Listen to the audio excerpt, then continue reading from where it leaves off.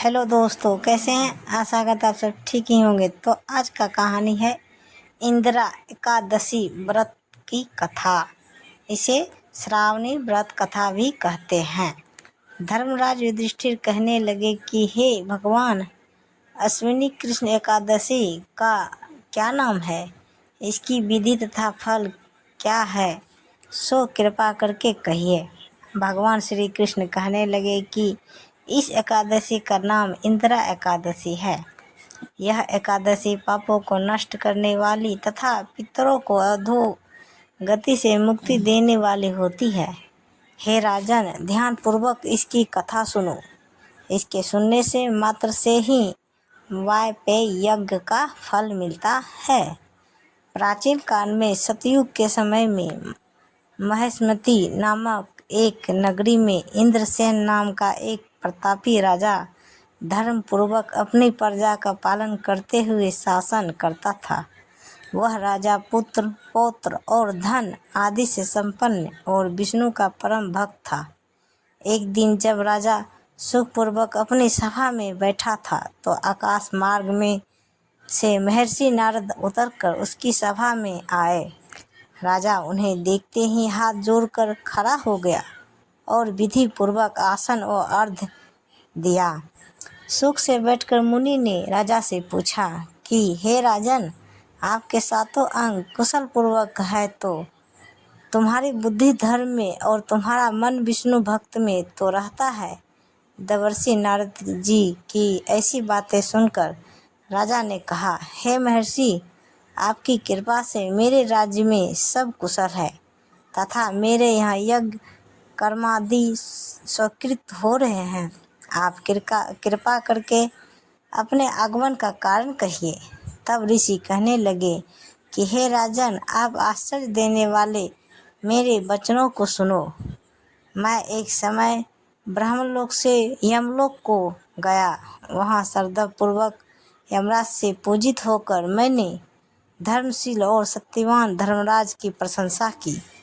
उसी यमराज की सभा में महान ज्ञानी और धर्मात्मा तुम्हारे पिता को एकादशी का व्रत भंग होने के कारण देखा। उन्होंने संदेशा दिया, सो मैं तुम्हें कहता हूँ। उन्होंने कहा कि पूर्व जन्म में कोई विघ्न हो जाने के कारण मैं यमराज के निकट रह रहा हूँ। सो हे पुत्र, यदि तुम अश्विनी कृष्ण इंदिरा एकादशी का व्रत मेरे निमित्त करो तो मुझे स्वर्ग की प्राप्ति हो सकती है।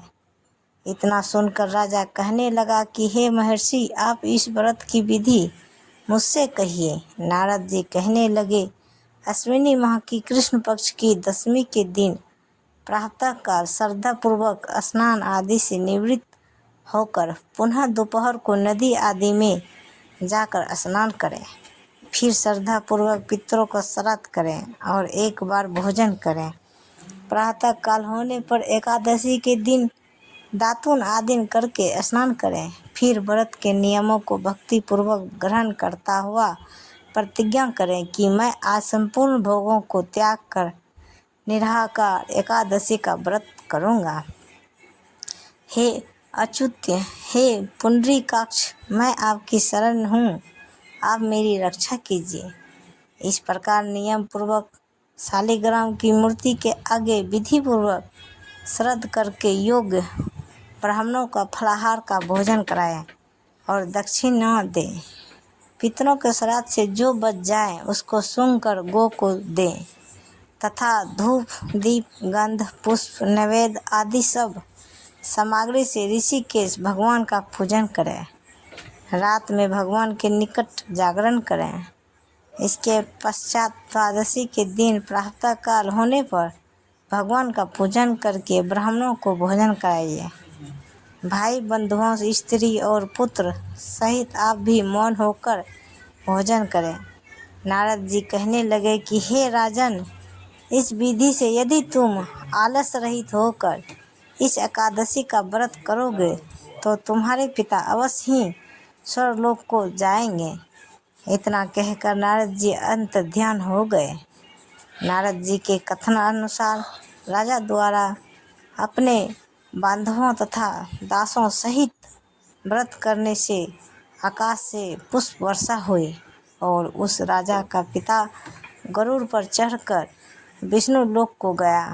राजा इंद्रसेन भी एकादशी के व्रत के प्रभाव से निष्कंटक राज्य करके अंत में अपने पुत्र को सिंहासन पर बैठाकर स्वर्गलोक को गया।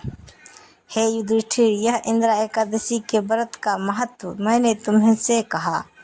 इसके पढ़ने और सुनने से मनुष्य का सब पापों से छूट जाते हैं और सब प्रकार के भोगों को भोगकर वैकुंठ को प्राप्त होते हैं। और ऐसे ही वीडियो देखने के लिए हमारे चैनल को सब्सक्राइब करें और वीडियो को लाइक ज़रूर करें। धन्यवाद। तो गाइस, ये कहानी आपको कैसा लगा हमें कमेंट में ज़रूर बताएं।